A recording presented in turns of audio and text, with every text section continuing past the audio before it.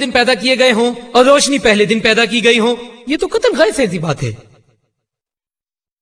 आगे बाइबल कहती है पैदाइश के पहले बाब में 9 से 13 आयत में, जमीन बनाई गई थी तीसरे दिन। रात और दिन कैसे बनाए गए?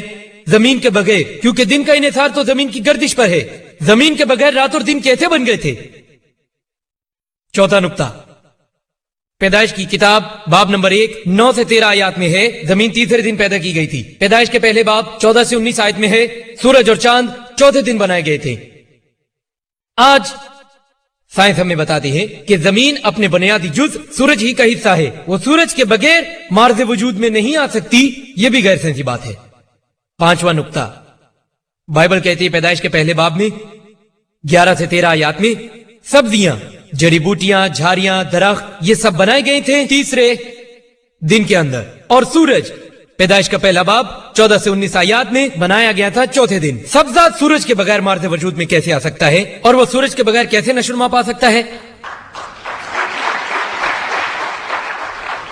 छठा नुक्ता कि बाइबल कहती है पैदाइश का पहला बाब 16वीं आयत में कि खुदा ने बनाई 2 रोशनियां, बड़ी रोशनी सूरज दिन को चलाने के लिए और छोटी रोशनी चांद रात को चलाने के लिए। अगर हम इब्रानी जुबान की लिखाई का तर्जुमा करें तो मतलब है चराग, ऐसे चराग जिनकी अपनी अपनी रोशनी है। और अब आप बेहतर समझ सकते हैं अगर आप बाइबल की आयत पढ़े, पैदाइश का पहला बाब 16वीं आयत और 17वीं आयत। 17वीं आयत में है कि खुदा ने जमीन पर रोशनी डालने के लिए इन्हें आसमान की गुंबद पर रखा है। जमीन को रोशनी देते हैं, इशारा होता है कि चांद और सूरज की अपनी अपनी रोशनी है, जो हमारी तस्दीक शुदा साइंसी इल्म के बिल्कुल ही उलट है।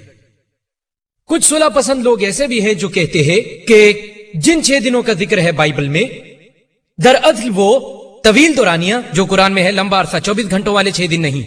ये गैर मंतिकी बात है। बाइबल पढ़िए, शाम सुबह ये तो 24 घंटों की निशानदही करते हैं। लेकिन अगर मैं मुआफिकत का रास्ता अपना लूं तो कोई बात नहीं, मैं आपके गैर मंतिकी दलाइल को अपना भी लूं तो फिर भी आप 6 दिन की तखलीक के हवाले से सिर्फ एक गलती का हल निकाल सकते हैं, और दूसरी पहले दिन रोशनी और तीसरे दिन जमीन। बकिया 4 गलतियों को फिर भी हल नहीं कर सकते। कुछ लोग कहते हैं अगर इससे मुराद 24 घंटों का दिन है तो सब्जियां नशोनुमा क्यों नहीं पा सकती 24 घंटों के एक दिन में सूरज के बगैर? मैंने कहा ठीक है, अगर आप ये कहते हो कि तमाम सब्जियां बन गई थी सूरज से पहले और वो 24 घंटों के एक दिन में जिंदा रह सकती है तो मुझे कोई एतराज नहीं। लेकिन आप ये नहीं कह सकते कि 6 दिन 24 घंटों पर मुश्तमिल है या तवील दौरानिये पर। दोनों बातें यकजा कैसे हो सकती है? अगर आप कहते हैं कि ये तवील दौरानिया है, पहला और तीसरा मसला तो हल कर सकते हैं, मगर बाकी 4, अगर आप ये कहें कि ये 24 घंटों वाले दिन है, आप सिर्फ 5वें मसले को हल कर पाएंगे, बकिया 5 वही रहेंगे। ये मामला भी गैर साइंसी है। मैं डॉक्टर विलियम कैम्पबेल पे छोड़ता हूँ, चाहे आप इसे तवील दौरानिये का कहें और चाहे आप इसे 4 साइंसी गलतियां कहें या चाहे आप इसे 24 घंटों वाला दिन कहें, यहां सिर्फ 5 साइंसी गलतियां हैं कायनात के बनाने में। जमीन की तख्लीक के मुतालिक यहां पर कई साइंसदानों ने कयास आराइयां की हैं कि दुनिया का खात्मा कैसे होगा। साइंसदानों की ये कयास आराइयां कुछ दुरुस्त भी हो सकती है, कुछ गलत भी हो सकती है, लेकिन या तो दुनिया का खात्मा हो जाएगा या फिर दुनिया हमेशा हमेशा रहेंगी। दोनों बातें एक साथ नहीं हो सकती। यह भी गैर साइंसी है, लेकिन बाइबल में तो यही बयान किया गया है। यह बाइबल में लिखा है इब्रानियों की किताब बाब नंबर 1 आयत नंबर 10 और 11 में, और जबूर की किताब जबूर नंबर 102 आयत नंबर 25 और 26 में कि खुदा ने आसमान और जमीन को तख्लीक किया और वो खत्म हो जाएंगे। इससे मुतजाद बात भी बयान है जो है वॉइस की किताब में बाब नंबर 1 आयत नंबर 4 और जबूर की किताब में जबूर नंबर 78 आयत नंबर 69 में है कि जमीन हमेशा कायम रहेगी। मैं डॉक्टर विलियम कैम्पबेल पर छोड़ता हूं कि वो फैसला करें इनमें से कौन सी आयत गैर साइंसी हैं, पहली 2 या दूसरी 2। एक गैर साइंसी हो चुकी है, 2 बातें नहीं हो सकती क्योंकि दुनिया हमेशा रहेगी और इसी तरह खत्म भी हो जाएंगी। ये गैर साइंसी बात है। आसमान के मुतालिक कहा गया, बाइबल कहती है अय्यूब की किताब बाब 26 आयत 11 में, आसमान के सुतून लरजेंगे। कुरान कहता है सूरह लुकमान सूरह नंबर 31 आयत नंबर 10 में कि आसमान बगैर सुतूनों के बनाया गया। क्या तुम नहीं देखते? तुम नहीं देखते कि आसमान बगैर सुतूनों के बनाया गया है? बाइबल कहती है कि आसमान के सुतून है। सिर्फ यही नहीं कि आसमान के सुतून है, बाइबल कहती है पहले सैमुएल की किताब में बाब नंबर 2 आयत नंबर 8 और इसी तरह अय्यूब की किताब बाब नंबर 9 आयत नंबर 6 और जबूर की किताब जबूर नंबर 75 आयत नंबर 3 में, हत्ता कि जमीन के भी सतून हैं, खुराक और गिजा के शोबे में देखते हैं कि बाइबल इसके बारे में क्या कहती है।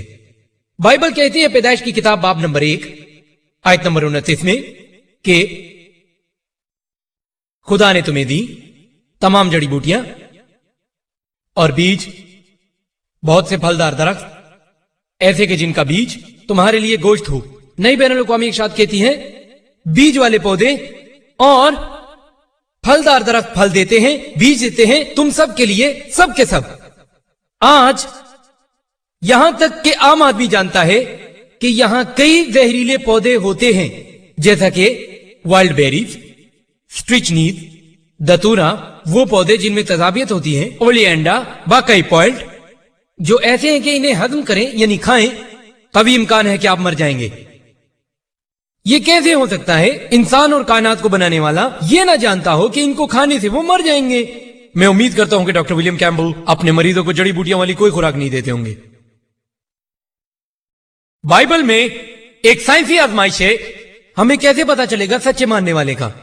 यह जिक्र है मरकज की इंजील में बाब नंबर 16 आयत नंबर 17 और 18। वो कहता है कि सच्चे मानने वालों की कुछ निशानियां होंगी और उनमें से चंद निशानियां ये होंगी, यानी मेरे नाम से वो शैतान को मार भगाएंगे, वो लोग गैर मुल्की जुबानें बोलेंगे, नई जुबानें, वो अजदहे काबू करेंगे, अगर वो मरने वाला जहर भी पिएंगे तो वो मरेंगे नहीं, अगर वो अपना हाथ बीमारों पे रखेंगे तो वो ठीक हो जाएंगे। ये एक साइंसी आजमाइश है। साइंसी इस्तिलाह में इसे किसी सच्चे और मोमिन ईसाई की परख के लिए तस्दीकी आजमाइश कहा जाता है। मेरी जिंदगी के पिछले 10 सालों में हजारों ईसाइयों के साथ मैं उठता बैठता हूँ, मेरे जाती ताल्लुकात है, मुबल्लिगीन के साथ भी। मुझे अभी तक एक भी ऐसा ईसाई नहीं मिला जो कि बाइबल की इस तस्दीक करने वाली आजमाइश पर पूरा उतरता हो, और मुझे अभी तक ऐसा एक भी ईसाई नहीं मिला जिसने जहर पिया हो। एक भी ईसाई ऐसा नहीं, वो जहर पिए और वो मरे नहीं। और इस साइंस की इस्तिलाह में इसे झूठों को जांचने की परख भी कहा जाता है, यानी कि अगर कोई झूठा शख्स ऐसा करने की कोशिश करता है, जहर पिए, वो मर जाएगा। एक झूठा शख्स कतई ऐसे इम्तिहान से गुजरने की जरूरत नहीं करेगा। अगर आप सच्चे ईसाई नहीं हैं तो आप इसे आजमाने की कभी जरूरत नहीं करेंगे, क्योंकि आप अगर झूठों की परख का आजमाइशी तजर्बा करेंगे तो नाकाम होंगे। तो हर वो शख्स जो कि सच्चा ईसाई नहीं है वो कभी भी ऐसा तजर्बा नहीं करेगा। मैंने किताब पढ़ी कुरान और बाइबल तारीख और साइंस की रोशनी में, जो डॉक्टर विलियम कैम्पबेल ने लिखी। मेरा ख्याल है कि वो एक सच्चे ईसाई मोमिन है, लिहाजा मैं इनसे यह तवक्को रखता हूं कि वो मुझे साबित करें झूठे की परख की आजमाइश के बारे में।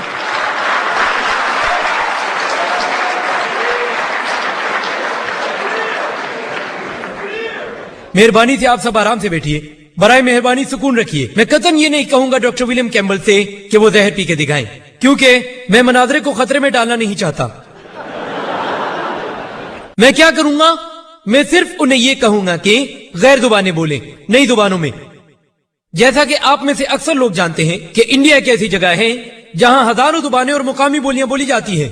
मैं उनसे सिर्फ इतना कहूंगा कि वो ये 3 अल्फाज कह दें, 100 रुपए 17 मुख्तलिफ सरकारी जुबानों में।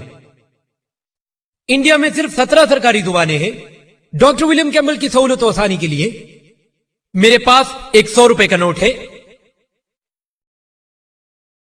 और इस पर तमाम 17 सरकारी जुबानें यहां लिखी हुई है, इलावा इंग्लिश और हिंदी में। मैं इनकी शुरू में मदद करूंगा। 100 रुपया ये हिंदी में, बाकी 15 जुबानें यहां हैं। मैं गुजारिश करूंगा कि वो पढ़ें। मैं जानता हूं कि आजमाइश कहती है वो गैर जुबानें बोलेंगे खुद ब खुद, पढ़ने की जरूरत के बगैर। मैं इम्तिहान को आसान करना चाहता हूं, क्योंकि मैं ये इम्तिहान किसी को पास करते हुए देखना चाहता हूं। बस अगर वो ये 3 अल्फाज नहीं बोल सकते, यादाश्त के सहारे सिर्फ पढ़ लें, कोई बात नहीं, मैं कबूल करूंगा। और मैं गुजारिश करूंगा चेयरपर्सन से कि वो डॉक्टर विलियम कैम्पबेल को दी। ये है उनके इल्जाम का जवाब। 15 जुबानी, 100 रुपया, सिर्फ 3 लफ्ज।